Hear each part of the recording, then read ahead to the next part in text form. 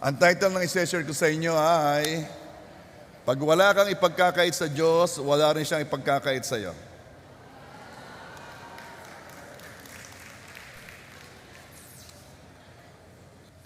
Genesis 22 verse 15. Mula sa langit ay muling tinawag ng anghel ng Panginoon si Abraham. At sinabi niya, sumumpa ako sa aking sarili, wika ng Panginoon, sapagkat ginawa mo ito at hindi mo ipinagkait sa akin ang iyong anak, ang iyong kaisa-isahang anak. Verse 17, tunay na pagpapalain kita at pararamihin ko ang iyong binhi, na gaya ng mga bituin sa langit at mga buhangin sa baybayin ng dagat, at makakamit ng iyong binhi ang pintuang bayan ng kanyang kaaway.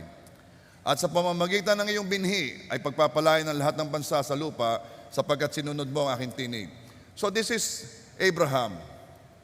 Sinabi sa kanya na, sapagkat hindi mo ipinagkait sa akin ang iyong anak, tunay na pagpapalain kita. Yan ang sabi ng Diyos.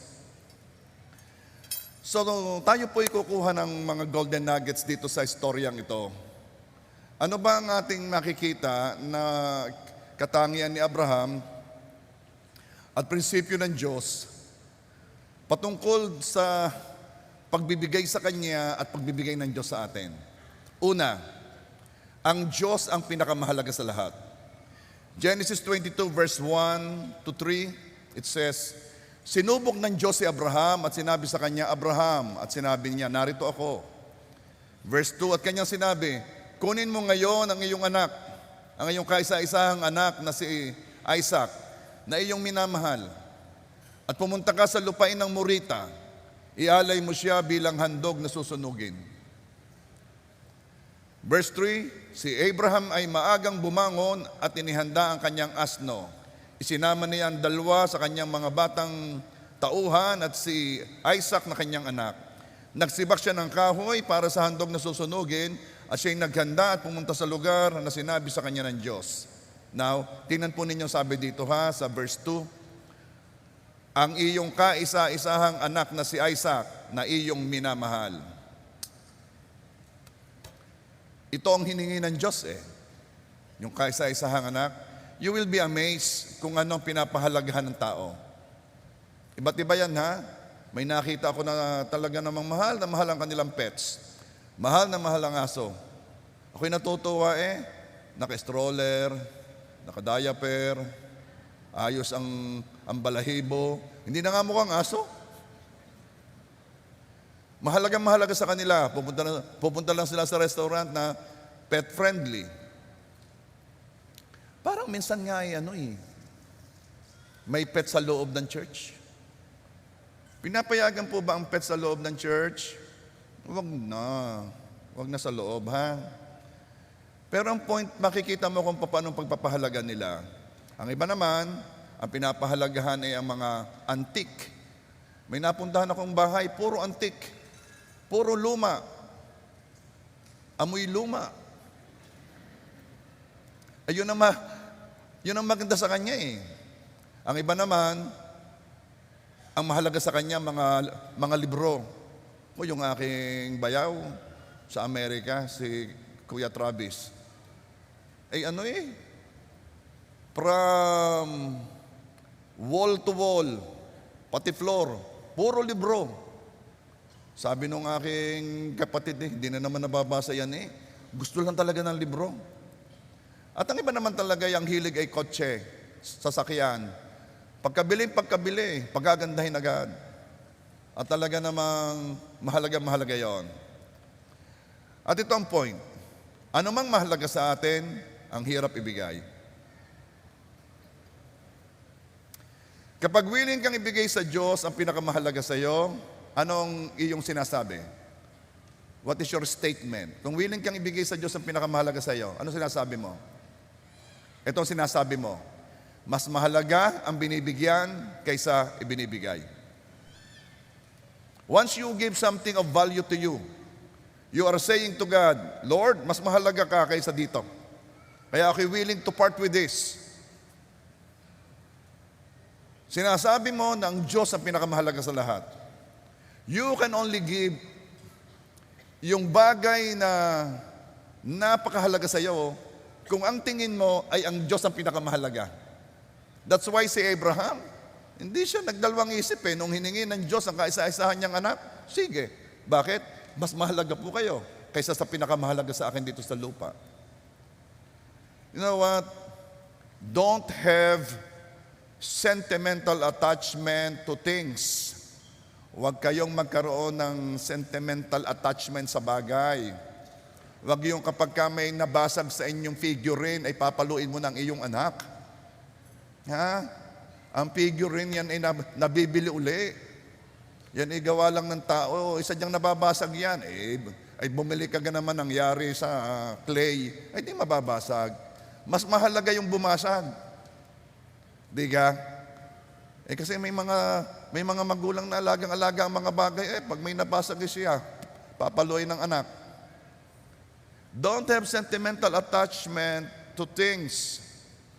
Ito'y masyadong naging vivid sa akin noong si inay ay nagpunta na kay Lord Bakit? Naiwan kasi yung mga figurines. Si inay ay meron kang maliliit na mga figurines. Hindi naman siya mga sobrang mamahal Nagko-collect lang siya. Nakikita ko yon kung paano niya nililinis bawat isa, inaalis ang alikabok.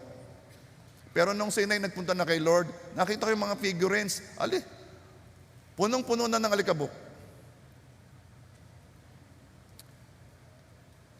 Kahit yung mga halaman ng inay na talagang alagang-alaga niya noon, napabayaan na. Anong ibig ko sabihin? Those are just things. Things that you will leave. And you don't have to have sentimental attachment to those things. Huwag sobrang mahal. Nakain ng kambing yung halaman alagang-alaga mo. Kambing pa naman ang kapitbahay. Nung hapon may kinakaldereta ka na. You know what? Therapeutic. To give up something that you really like from time to time.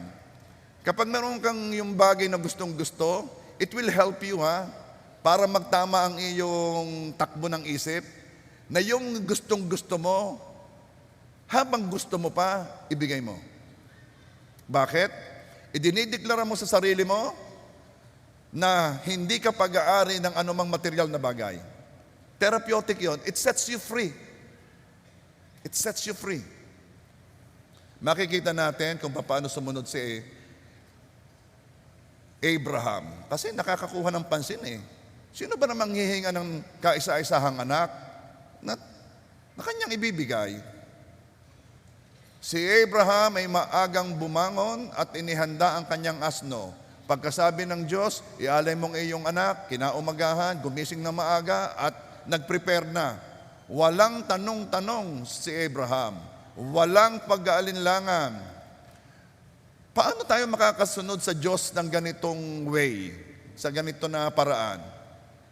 Kapag alam mo, eto ang paraan, makakasunod ka sa Diyos kapag alam mo na pag-aari ng Diyos ang lahat. Kapag alam mo na kung ano ka, kung ano meron ka, ay bigay lang sa'yo.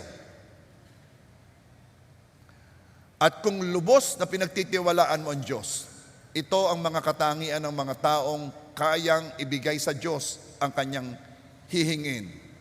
Kung alam mong siya naman ang may-ari noon, na kung anong meron ka, ibigay din lamang niya. At kapag lubos mong pinagtitiwalaan ng Diyos, na hindi siya mag-uutos sa iyo, alam mong hindi siya mag-uutos sa iyo ng mga bagay na makakasama sa iyo. Yun ang ibig sabihin na nagtitiwala sa Diyos. Kaya kahit hindi pa masyadong nauunawaan ni Abraham, siguro hindi ko alam, agad siyang sumunod. Kasi pinagtitiwalaan niya ang Diyos.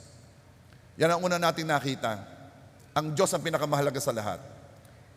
Para dumating ka sa puntos na wala kang ipagkakait sa Diyos, kailangan ang iyong belief o ang paniniwala mo ay ito.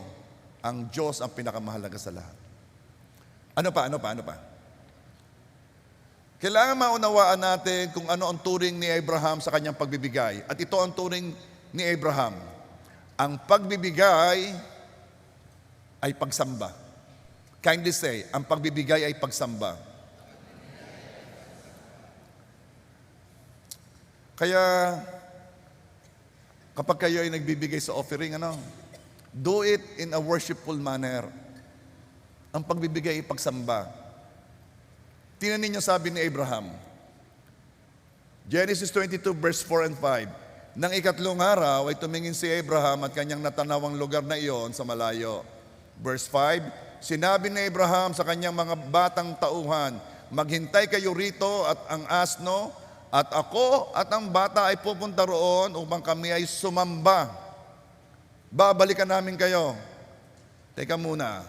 Di ba Abraham hinihingi ng Diyos sa iyo si Isaac, ang iyong kaisa-isahang anak upang isakripisyo? Papatayin? Oo. Ay bakit nasabi mo ikay sasamba? Bakit sinabi mong yung pagbibigay mo ng pinakamahalaga sa iyo, ang term mo doon ay ikaw ay sasamba? Sapagkat ito po ang alam ni Abraham na dapat nating malaman. Every time we give, it is an act of worship. Kapag sinabing, time na ng pagdadala ng tithes and offering, pwede mo sabihin, time of worship. At di ka nakakanta na, ang kanta o ang awit sa Panginoon ay hindi lang yun ang worship. This is worship. You're hearing the word of God. At yung pagdadala mo ng tithes and offering mo is also worship.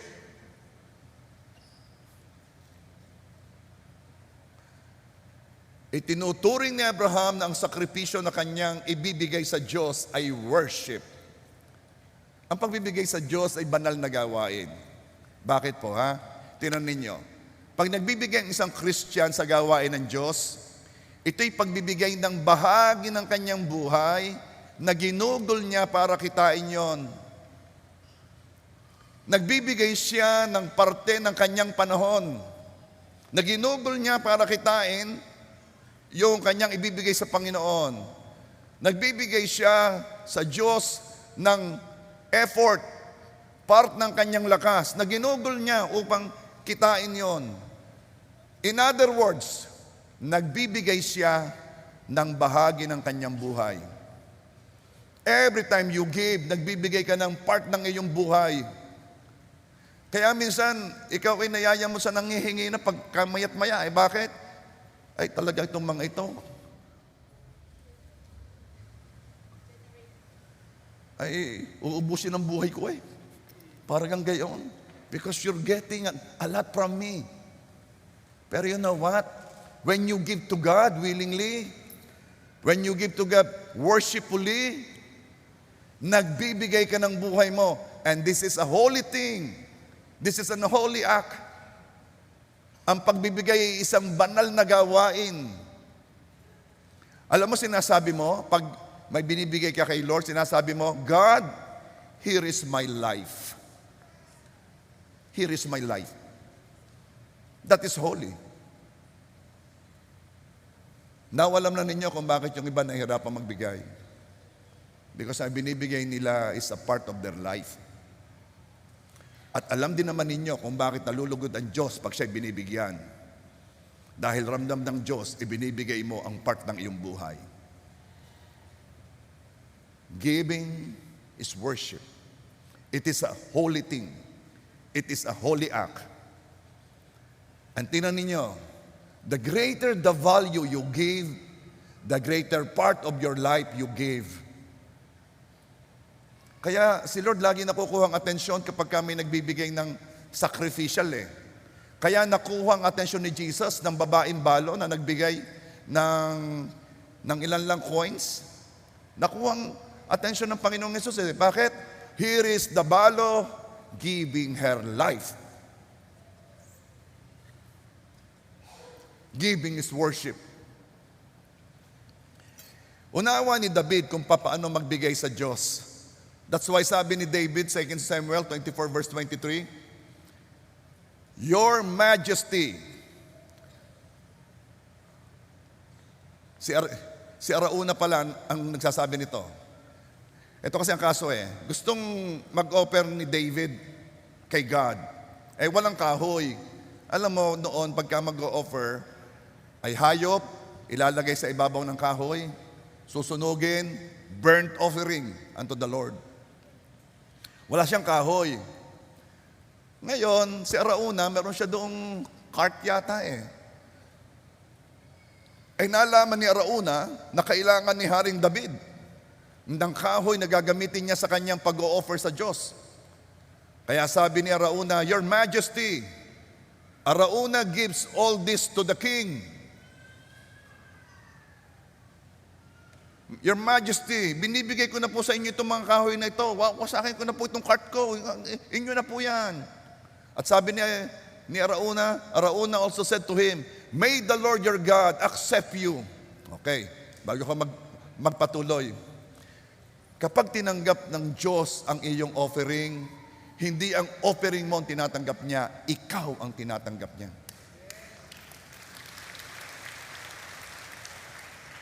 May the Lord your God accept you. Hindi sinabing accept your offering, ha? Si David, worshiper yan A man after God's own heart.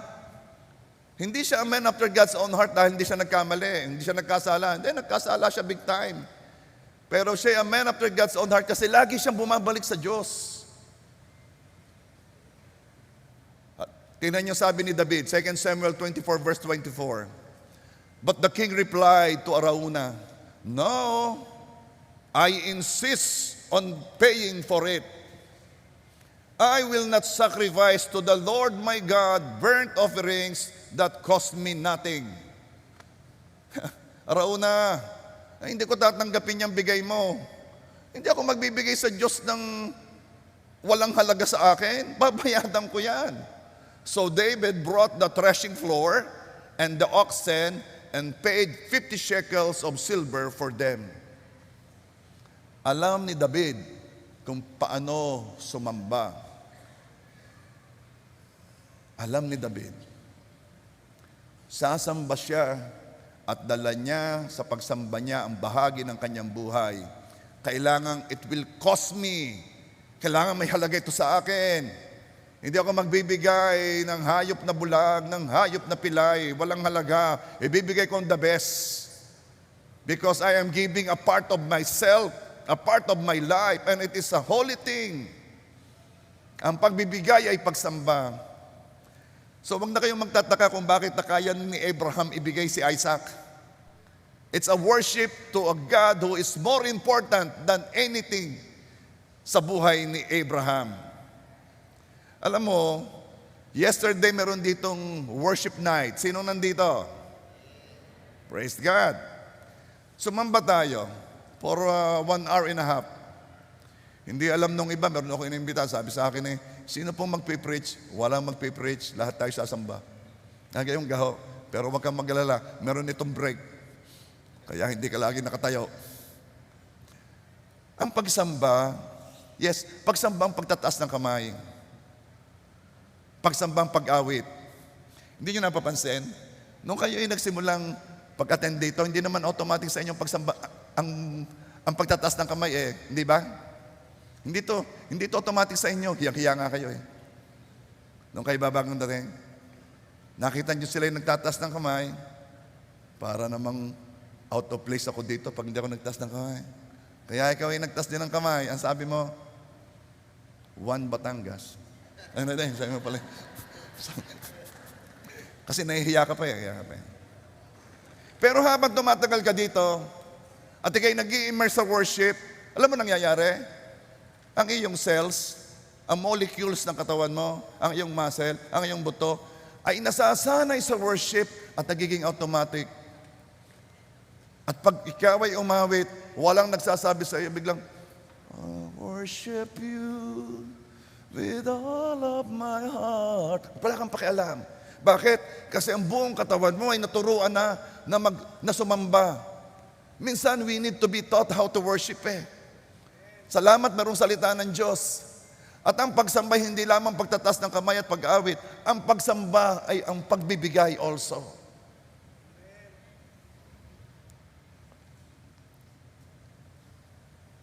At sa pamamagitan ng pagbibigay, ang bahagi ng puso mo ay ibinibigay mo sa Kanya. Ang ating ibinibigay ay isang alaala. Anong isang alaala? Memorial. Ito'y nagpapaalala sa Diyos. Let me read to you. Acts 10:31. Sinabi niya, ang nagsasalitay anghel sinabi kay Cornelio. Sinabi niya, Cornelio, dininig ang dalangin mo at ang iyong mga limos o ang iyong mga bigay ay inaalala sa harapan ng Diyos. Ang panalangin ni Cornelio ay dininig. Pero ang kanyang mga binigay, naging isang memorial o alaala sa harapan ng Diyos. Paano kung magkakaroon tayo ng mga memorial, yung bagay na nagpapaalala sa atin? I think months ago, nagpunta kami sa BSU Yung tiyo ko kasi, kapatid ng lolo ko. Bali lolo yun pero ang tawag namin tiyo Ang Chuidong, siya ay nag-donate ng lupa diyan sa BSU. Ginawa ng BSU ng bus. Yung bang muka na yari saan gayari yun? Brass yata yun, brass. Ayun meron doong celebration na pag-alaala. Kami bilang isa sa pinakamalapit na kamag-anak, dahil nasa Canada ang mga anak ng Chuidong, kami ang nagpunta to represent. Kasama ko si Ate M at si Brother Bod. Abay, nakakaano rin naman, nakaka-touch. Na gustong alalahanin ng BSU na nung wala pa silang lupa dito, ay may nag-donate ng lupa sa kanila upang ngayon ay magkaroon din ng school. Meron din ba si Zunyo? At yun ay alaala, memorial, para lahat ng papasok sa BSU, malalaman nila na pag tungtong nila sa lupang iyon, yan ang nagbigay ng lupa. Yan ang nagbigay. Memorial. Okay? Alam ba ninyo na tayo ay merong memorial? Merong nagpapaalala sa Diyos sa atin? At magugulat kayo kung hindi yung itsura ninyo, hindi picture ninyo, hindi yung bus, hindi yung mukhang nakalagay sa isang bato. No. Ang memorial na nagpapaalala sa Diyos sa iyo ay ang iyong ibinigay. Uulitin ko. Acts 10:31, sinabi niya, Cornelio, dininig ang dalangin mo at ang iyong mga limos o ang iyong mga binigay ay inaalala sa harapan ng Diyos.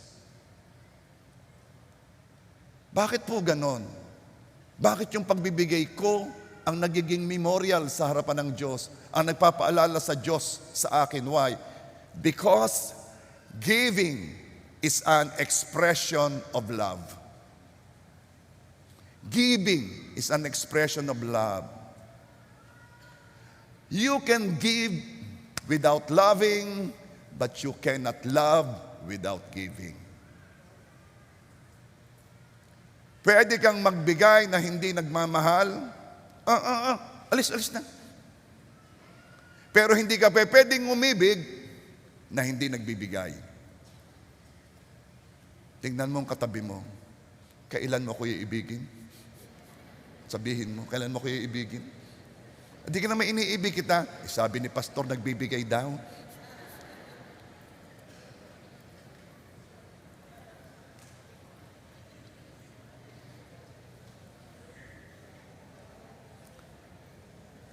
Question. Kanino ka nagbabayad ng pamasahe papunta dito?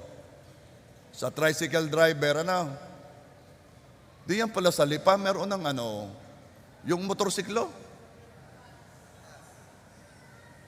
Anong tawag doon? Angkas. Mauso kaya yung sa Rosario? Dito kasi pag umangkas ka, walang bayad. Pangkas. Di ba? Kanino ka nagbabayad ng pamasahe papunta dito kung sakay ka sa tricycle? Sa magta-tricycle, Binayadan mo ba si God sa iyong safe travel? Lord, magta-tricycle, dari ang bayad sa aking, sa pamasahe ko, papunta dito. O God, ari po ang bayad sa safe travel. Binayadan mo ba si Lord? Hindi, okay. Eh bakit hindi mo binayadan? Eh hindi ho humihingi ng bayad. Tama. Okay, question. Kanino tayo nagbabayad pag tayo ay kumain? Sa kinainan, sa cashier, sa restaurant. Okay. Next question. Binayadan ba natin ng Diyos sa gana natin kumain? Binayadan mo ba ang Diyos kasi tinunaw ng Diyos ang kinain mo sa tiyan? Hindi po. Bakit? Hindi. Kasi hindi naman po humihingi ng bayad. Tama. Ang Diyos ay hindi hihingi ng bayad. Ang hihingi niya ay ang iyong pagsamba at pagpapakita mo ng pag-ibig. Iyon ang hinihingi niya. Kaya ang ating mga ibinibigay, ito'y inaalala ng Diyos kasi it is our expression of love. Kaya kung gusto mong sumamba, kung gusto mong ipadama ang pag-ibig mo sa Diyos, magkaloob sa Panginoon. Amen ba? O number 3, pinag-uusapan natin dito yun si Abraham. Ilalaban ko sa bigayan si Abraham Ilalaban ko. Question, sino dito ang gustong ibigay ang kanyang anak? Ba? Wag naman. Ha? Anong si Jacob? Sobra ka. Okay. Ilalaban ko si Abraham sa bigayan. Bakit? Ayan ay magkasama ng pamangkin niya si Lot. Ay nag-aaway na yung mga empleyado nila kasi maliit na yung pastulan. Ay sabi ni Abraham pamangkin, parinig ka. Sikip na ang ating pastulan. Itong aking gagawin ha. Piliin mo kung saan ka. At yung hindi mo mapili, yun ang akin. Ay siyempre si Lot, matalino, pinili yung fertile ground, yung magandang damo. O sabi ni Abraham, sige pamangkin, iyo ang pinakamaganda. Tayo maghihiwalay na ngayon dito. Iyo ang pinakamaganda. Sino dito ang kapag kayong nagbabahaginan, ay ang sabi mo piliin mo ang pinakamaganda at akin ang pangit. Parang hindi, ay nag-aaway pa nga, hatiin mo yan sa gitna. Hatiin mo yan sa gitna. Naalala ninyo noon? Hindi ko malimutan Ito kasi ang rule ng tatay kami ni Brother Bode laging nag-aagawan Lalo na't yung may babahaginin, yung may hahatiin. Ito ang rule ng tatay. Kung sino ang hahati, siya ang magpapapili. Hahatiin. Pili ikaw. Kaya naman kung halimbawa ang tinapay hahatiin, talagang susukatin gitnang-gitna baka magkalamangan. Hindi natin kasi nature yung kay Abraham O sige, pamangkin, iyo ang pinakamaganda. Iwan mo sa akin ang hindi mo nagustuhan. Ilalaban ko si Abraham sa bigayan. Next, number 3. Ang Diyos ang magbibigay ng ating kailangan. Genesis 22 verse 6. Basahin kong istorya. Medyo mahaba ito At kinuha ni Abraham ang kahoy ng handog na susunugin at ipinasan kay Isaac na kanyang anak. Dinala niya sa kanyang kamay ang apoy at ang patalim at sila'y umalis na magkasama. Itong senaryo. Iniwan na ni Abraham yung dalawa nilang kasama. Iniwan ng asno. Dito muna kayo babalik kami. Tapos, anak, ikaw ang magdala ng kahoy. Dala ko ring apoy at saka ang punyal. Bakit dalang apoy? Wala pa naman posporo noon. Kailangan lagi may apoy. Now, verse 7. Nagsalita si Isaac kay Abraham na kanyang ama. Ama ko! At kanya sinabi, narito ako anak. Sinabi niya, narito ang apoy at ang kahoy. Ngunit nasaan ang korderong handog na susunugin? Marunong si Isaac maghandog may kahoy, may apoy. Nasaan yung susunugin? Di naman sinasabi ni Abraham, ikaw. Alam mo sabi ni Abraham? Verse 8. Kaya't sinabi ni Abraham, anak ko, ang Diyos ang magkakaloob ng korderong handog na susunugin. At sila'y umalis na magkasama. Ano ba itong si Abraham? Hindi ko maunawaan. Ipinasasakripisyo yung kanyang anak. Naghahanap yung anak ng isasakripisyo. Hindi sinabing siya at ang sinabi ay ang Diyos ang magkakaloob. Ituloy natin ang kwento. Verse 9. As sila'y dumating sa lugar na sinabi sa kanya ng Diyos, nagtayo roon si Abraham ng isang dambana, inayos ang kahoy, tinalian si Isaac, ang kanyang anak, at inilagay sa ibabaw ng kahoy na nasa ibabaw ng dambana. Palagay ko'y alam na ni Isaac na si Yanong. Verse 10, iniunat ni Abraham ang kanyang kamay at tinawakan ng patalim upang patayin ang kanyang anak. Abay, talagang itutuloy eh. Verse 11, eto na. Ngunit, tinawag siya ng anghel ng Panginoon mula sa langit at sinabi, Abraham, Abraham. At kanya sinabi, narito ako. Verse 12, at sa kanya sinabi, huwag mong sasaktan ng bata o gawan man siya ng anuman, sapagat ngayon ay nalalaman ko na ikaw ay may takot sa Diyos at hindi mo ipinagkait sa akin ang iyong anak, ang iyong kaisa-isahang anak. Yung anghel na iyon ay ang Panginoong Jesus in a pre-incarnate form. Dahil sinabi niya, hindi mo ipinagkait sa akin ang iyong anak. Sabihin mo, hindi ipinagkait. Verse 13. Kaya tumingin si Abraham at nakita niyang isang tupang lalaki sa likuran niya na may sungay at sumabit sa mga tinik.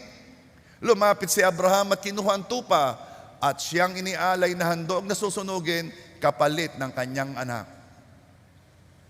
Kaya't tinawag ni Abraham ang lugar na iyon, verse 14, na Yahweh Jireh or Jehovah Jireh. Kaya't sinasabi hanggang sa araw na ito, sa bundok ng Panginoong ito ay ipagkakaloob. Jehovah Jireh, ang ibig sabihin, the Lord will provide. Kindly say, the Lord will provide. Malimit natin itong sabihin, pero tingnan natin ang context. Tingnan natin kung kailan sinabi ni Abraham ito. Kailan tinanggap ni Abraham ang provision? Tinanggap ni Abraham ang provision habang siya ay sumusunod. Kung gusto mo ring masabi confidently that God will provide, make sure na ikaw ay sumusunod sa pinapagawa niya. Ang provision ay tinatanggap habang sumusunod. Meron akong magandang balita sa inyo. Tayo ay nagbayad sa lupa ng kalahati. Malaking halaga yon. Binayadan na natin yon.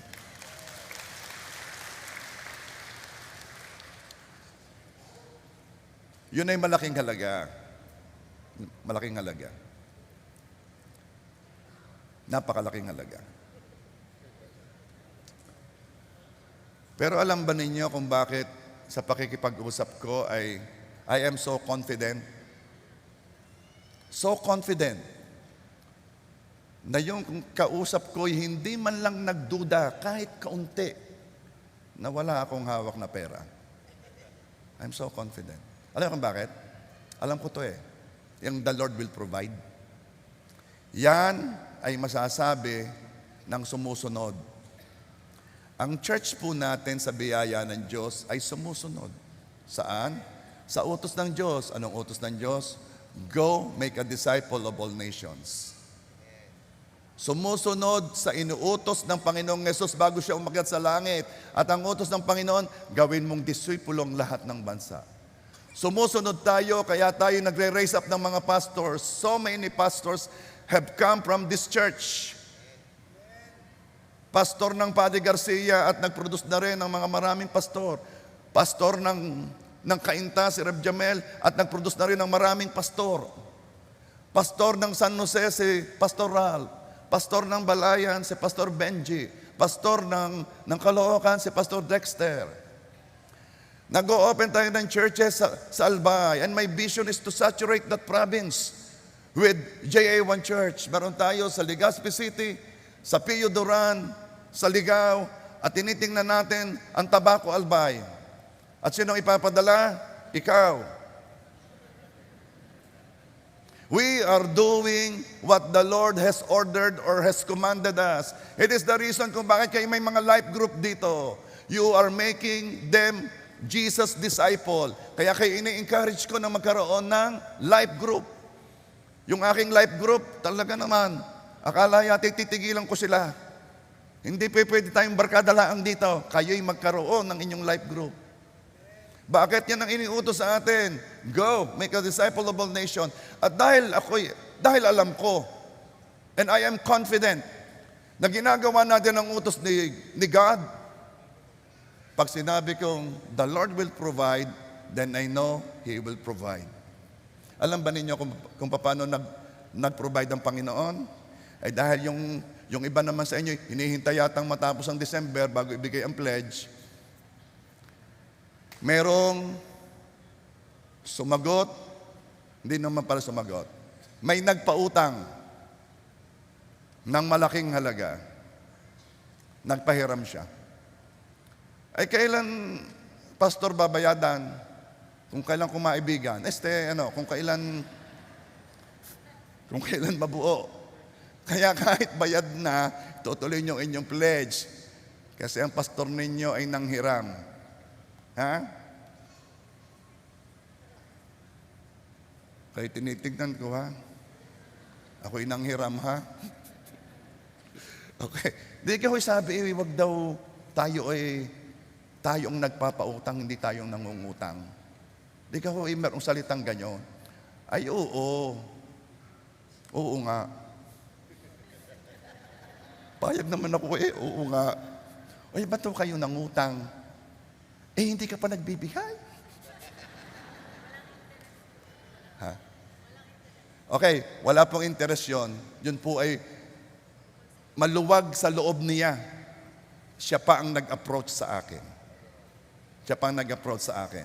Pastor, magkano ang kailangan? Sabi ko kasama ang Land Cruiser ko. Hindi siya, ito laang. Sabihin mo sa katabi mo, darating ang araw. Ako rin. Ang alin? Ang manghihiram o magpapahiram? Siguraduhin ninyo. Siguraduhin nyo kung nasan kayo doon, ha? Katuwa, Bakit? Hindi ako nag-aalala ng provision. Bakit? Alam ko sumusunod tayo. Alam ko na pag tayo nagpapalaki ng church kasi gusto ko lamang bigyan ng tahanan ang harvest. Bigyan ng tahanan ang dinadala ng Diyos. Are you happy na we are in a bigger place? Pero alam mo, puno na tayo. 3 buwan lamang na may space. Ngayon puno na uli. Kaya anong sunod? Nagagawin? Palalakihin uli. Paano ho palalakihin? Balcony siguro. Balcony siguro doon, Who knows? We'll see. O kaya naman, magkakaroon tayo ng second service muna sa hapon. Walang nasagot Pag nagka-service ka tayo sa hapon, kayo attend sa hapon. Sa umaga rin, edi sama-sama rin tayo dito. Paano yan? Saka ako naisipin niya, hindi ako mag-iisip niyan. Panginoon ang mag-iisip. Habang sumusunod sa pinapagawa ni Lord, pwede mong sabihin, God will provide. Ano ang pinapagawa ng Diyos sa'yo? Gusto ng Diyos na ikay mamunga. Sa ganda naman ng ating address, namunga. Rosario, Batangas. Sa ganda. Ay talagang ako'y hindi aalis dito. Pangalan-pangalan pala ay namunga na Sa ganda naman. Saan ka nakatira? Namunga. Ikaw, Itlugan. May taga-Itlugan ka dito. Kailan ka magsisisiw yan? Namunga, pero merong mabunga. Maganda rin yun. May taga-mabunga ka. Aba, yan. Maganda rin yung pangalang yun. Masaya. Sinong taga-masaya? Sa gaganda naman ang pangalan ng ating lugar. Marilag. Naku, talaga naman. Ano yung ibig sabihin ng marilag? Maganda? Malaya. Sinong taga Malaya? Tas ang kamay ng Malaya. O, kita mo na. Ganda ng lugar niyo, Malaya. Maligaya. May taga Maligaya. Kulungan.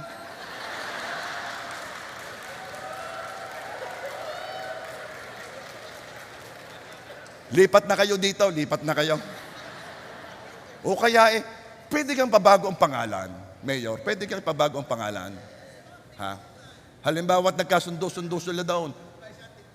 Ha? Hindi, sasagutin mo muna ako. Pwede kang ipabago ang pangalan. Hindi. Ano ka? Mga pinagsibaan.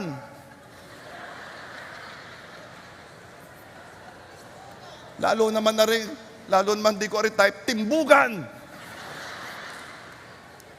Hindi, gagawa natin ng paraan, papalitan natin ng pangalan ngayon. Bagong puok. Yan ang laging bago. Anong tikiwan? Anong ibig sabihin ng tikiwan? Tikiwan. Mga taga-tikiwan, hindi alam ang ibig sabihin ng tikiwan. So, sandali na. Nalayo tayo. Ano ang pinagagawa? Mamunga. Mamunga ng ng mga taong maliligtas. Kailangan yan ang ginagawa mo para masabihin mong God will provide.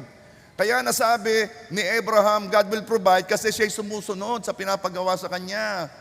Maliwanag ang pinapagawa sa atin na tayo mamunga, mag-imbita, mag-share, ipag-pray. By the way by January, inyo nang ibibigay ang listahan ng mga taong gusto ninyong maligtas, ipag-pray yun dito lagi. Nagbigay na kayo ng listahan ng mga mahal sa buhay, ngayon naman ang inyong ilalagay ay listahan ng mga, sino may sabing hindi mahal sa buhay? Ng lahat nyong kakilala, kaibigan, kaklase, kabatch, ka-reunion, ka-opisina, yung hindi nyo na isulat doon sa mahal sa buhay. At yun naman ang sunod nating bibigyan ng focus ng pagpipray. Ipagpipray pa rin natin ang mahal sa buhay. So yan ay ginagawa natin, yan ang iniutos sa atin na marami ang maligtas. Amen ba? Ano pa? Ano pang bunga? 2 bunga yan Kaya, 2 bungas. Ang isang bunga ay karakter ng Diyos. Lumabas ang bunga ng banal na Espiritu sa atin. Makamukha tayo ng Panginoong Yesus. Kaya kapag inilalabas mo yan 2 bungang yan, ikaw ay sumusunod sa Diyos at pwede mong sabihin, God will provide.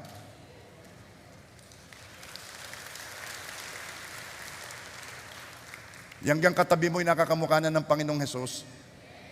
Abay, oo naman po, compared last year. Ay, ito mas kamukha na ng Panginoong Yesus ngayon. Ano ang sinabi ni Abraham na ipoprovide ng Diyos? Ipoprovide ng Diyos ang in the first place ay ibibigay rin niya sa Diyos. Ganda. Pastor, bakit ako? Hingi ng hingi. Wala naman akong answered prayer masyado, kaunti lang. Subukan mong baguhin ang iyong hinihingi. Okay. Maganda rin. Pastor, ba't ako hingi ng hingi? Hindi ko masyadong matanggap. Subukan mong baguhin ang iyong hinihingi. Ang hingin mo sa Diyos ay yung bagay na ibibigay mo rin sa Kanya. Lord, bigyan mo naman ako ng chance. Gusto kong lumaki ang tithes ko Pagpalain mo ako para mas malaki ang ma-tithes ko sa iyo. Alam mo kasi, Bishop, hindi siya 10%, 15% siya. Si Melody, 20% ang binibigay. Ako, di ko na makwenta. Dahil di ko na malaman ng percentage.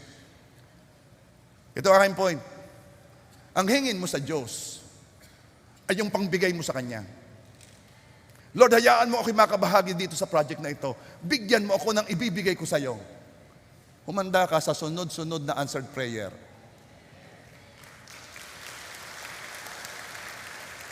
Bigyan mo ako ng lakas upang ako'y makapunta doon at bigyan mo ko ng energy, bigyan mo ko ng wisdom para masabi ko ang tama, para maakay ko sila sa'yo.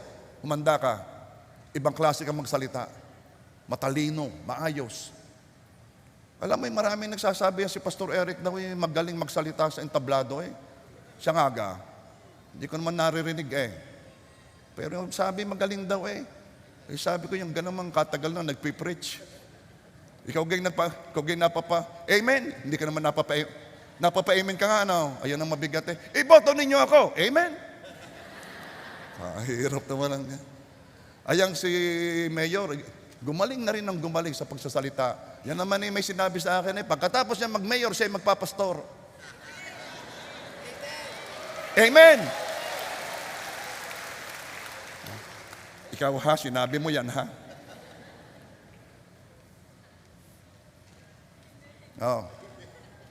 sabi ni Maring Beth, amen. Tapos na tayo ng pag-amen. Si Maring Beth nag-amen hanggang ngayon, amen.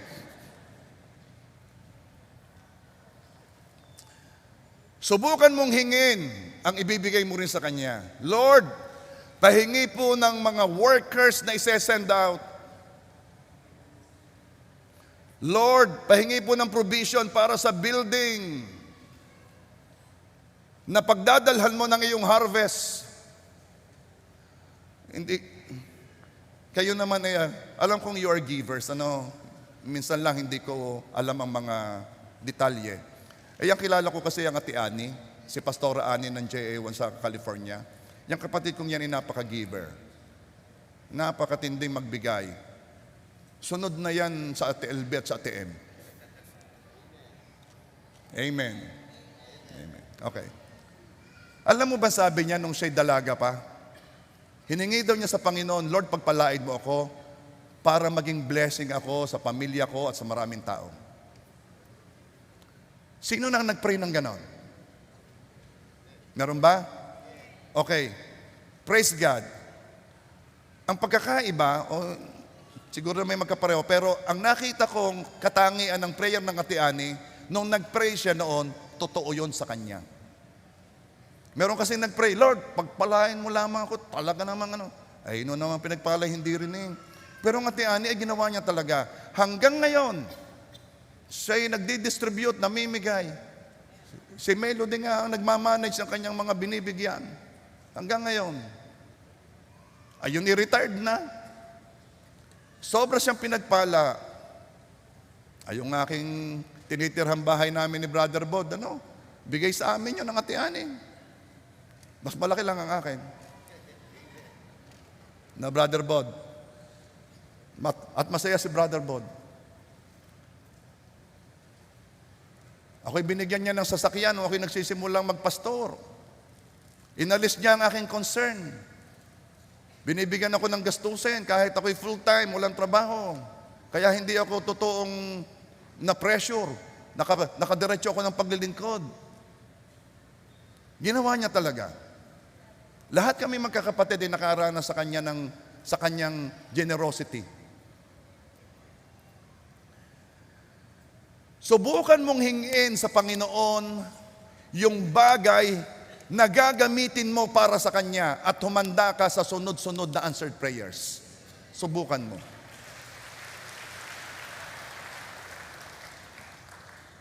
Sa mga sumusunod sa Diyos, the keyword ng pagsunod, yung pagnanasa mong mamunga. Sa mga sumusunod, kasabay mong naglalakad ng provision, dumarating sa iyo pag iyong kailangan.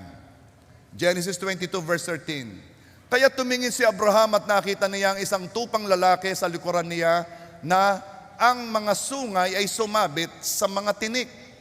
Natrap yung tupa. Natrap. Sino nagtrap? Yung tinik. Sino may sabi sa iyo? Inihanda na yun ng Diyos.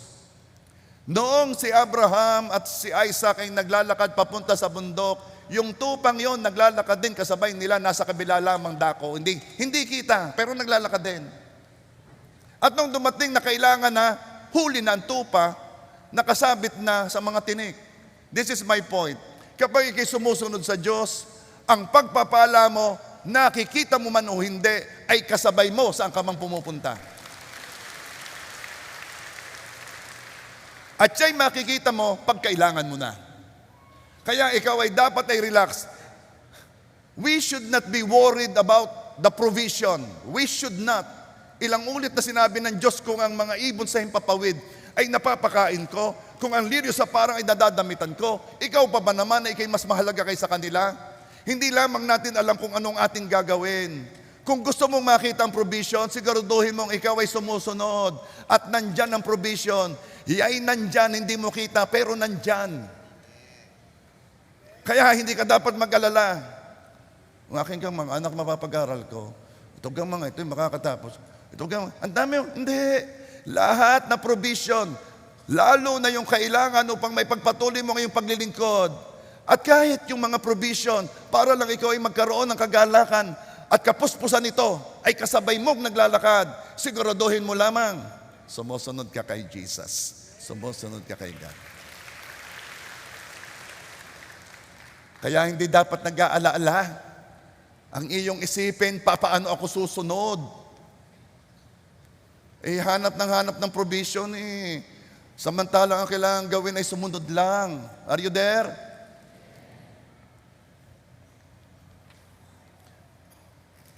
Dalawang beses sinabi ni God kay Abraham na hindi niya ipinagkait ang kanyang anak, ang kaisa-isahan niyang anak. Dalawang beses. Abraham, dahil hindi mo ipinagkait ang iyong anak, ang iyong kaisa-isahang anak, dalawang beses inulit. Bakit? Napakatindi ng dating nito sa Diyos.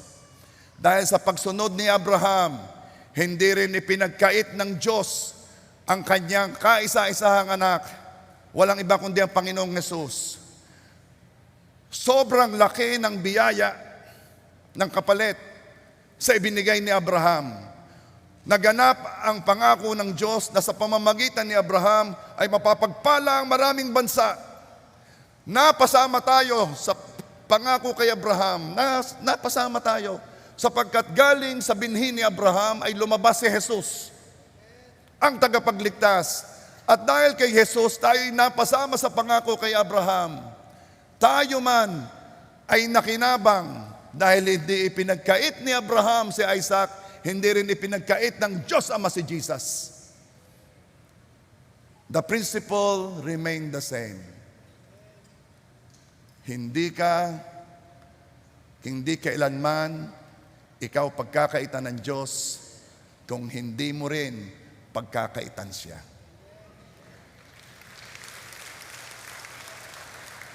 The question is this: ano ang hinihingi ng Diyos sa atin na ipinagkakait natin sa Kanya? Uulitin ko. Ano ang hinihingi ng Diyos sa iyo na ipinagkakait mo sa Diyos? O ano ang ipagkakait mo sa Diyos sakaling hingin niya sa iyo?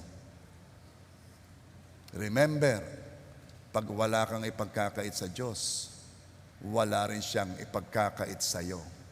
At laging talong-talo ka sa bigayan. Lamang na lamang lagi si God sa bigayan. Doon na lang muna. Meron pa pero baka mamaya magkabigayan.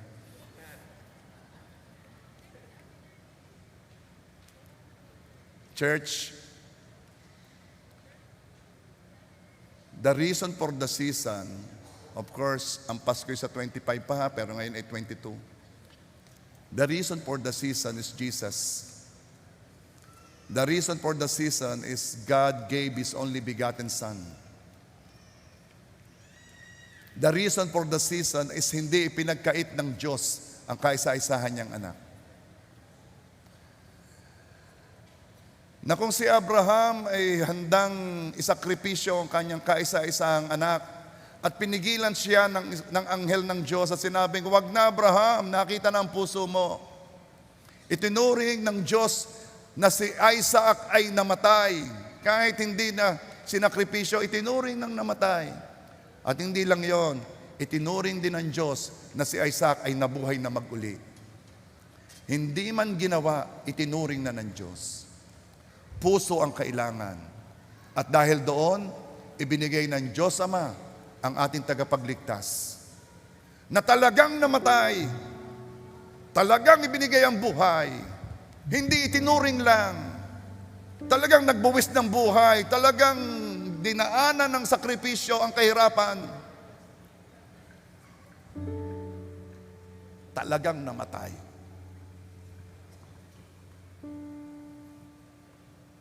Ang sabi ko lagi, pag ako'y nag-share ng message ng gospel, dadalwa ang tao sa mundo. Ang isa, inililigtas niya ang kanyang sarili para makapunta sa langit sa pamamagitan ng pagpapakabait, pagpapakabuti o pagsunod sa hinihingi ng kanyang relihiyon. Ang isa naman ay hindi niya kayang iligtas ang kanyang sarili, kaya siya'y nagtiwala sa Panginoong Hesus, ang kanyang tagapagligtas. Dadalawang tao, ang isa may nagligtas, ang isa walang nagliligtas. Salamat, ibinigay ng Diyos ang kaisa-isahan niyang anak, ang ating tagapagligtas.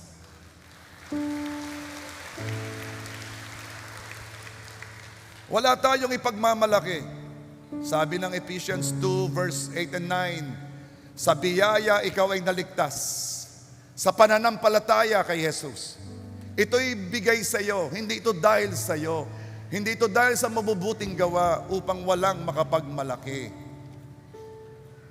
Upang walang makapagmalaki. Upang walang makapagmalaki. Kung may nagligtas sa iyo, hindi mo maipagmalaki. Ang kaligtasan ay galing sa iyo kasi may nagligtas sa iyo. Ang sasabihin mo lamang, salamat Panginoong Hesus, dahil iniligtas mo ako. Sa iyo ako nagtitiwala. And please don't forget ang ginawa ni Abraham, the father of faith, na siya'y nanampalataya hanggang dulo. Kahit hindi niya nakikita, nanampalataya siya na ang sinasabi ng Diyos ay totoo at gagawin ng Diyos ang kanyang pangako. Don't forget na ang iyong pagbibigay sa Diyos ay isang alaala sa Kanya dahil giving is an expression of love. Don't forget na maiibigay mo lamang ang hinihingi ng Diyos kung ang Diyos ay mas mahalaga sa iyo kaysa ibinibigay mo sa Kanya. At ang Diyos ang pinakamahalaga sa ating buhay. Amen ba? Don't forget na tuwing magbibigay ka, ikaw ay sumasamba dahil ang ibinibigay mo sa Diyos ay bahagi ng buhay mo. It is a holy act, banal na gawain. At ang Diyos ay tumatanggap hindi ng pera, tumatanggap siya ng pag-ibig sa iyong pagkakaloob. Now church, this season, I pray that we will not forget na ang Diyos ang unang nagbigay. Na dahil sa kanyang pag-ibig sa atin, pinili niyang iligtas tayo kaysa gumawa ng bagong nilalang na kayang-kaya naman niyang gawin. Pinili ng Diyos na iligtas tayo at dahil doon, wala tayong may pagmamalaki, kundi sabihin sa Kanya, salamat Panginoon Diyos, salamat. Jesus, we enthrone you. We proclaim you are King. Standing here in the midst of us, we raise you up with all praise.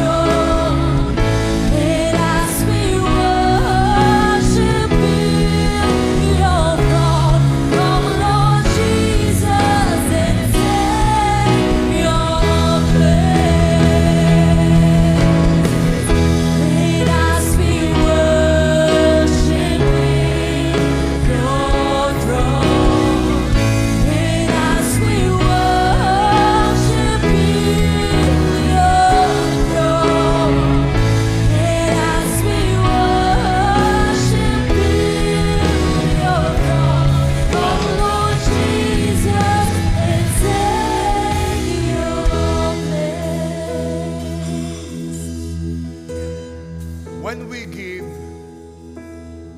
a part of our lives. Nagbibigay tayo ng ating buhay. Giving is worship. Alam kong kayo ay nag-offering na, nag-tithes and offering, pero the word was preached. We can sing and we can raise our hands, pero this time, let's exercise, gawin natin ang pagsamba ayon sa nahayag ngayon. Muli kang magkaloob sa Diyos. Kanina, tithes and offering, ito, pagkakaloob mo nang galing sa puso na alam mo na ito'y act ng pagsamba. Kilos ng pagsamba. And if you are ready to worship God in this way, come on, worship God through your giving. And all the saints and angels, they bow before your throne. And all the answers cast their crowns before the Lamb of God and sing. And all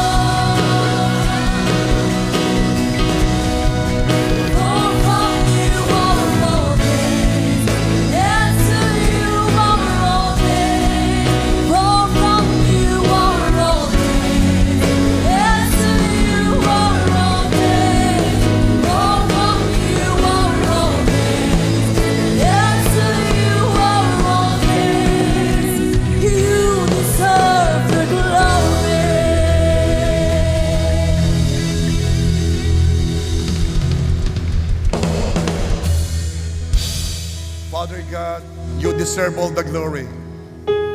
We will sing. We will sing forever.